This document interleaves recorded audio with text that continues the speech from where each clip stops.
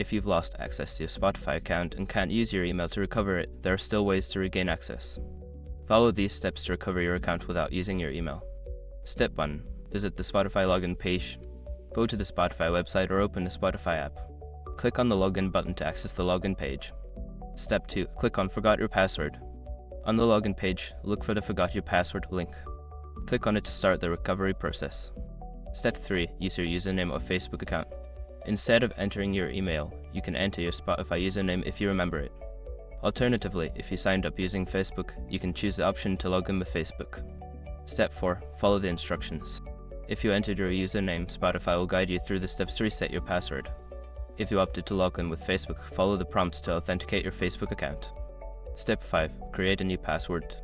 Once you've verified your identity, you will be prompted to create a new password. Choose a strong password that you haven't used before and confirm it. After completing these steps, you should be able to access your Spotify account again. If you continue to have trouble, consider reaching out to Spotify's customer support for further assistance.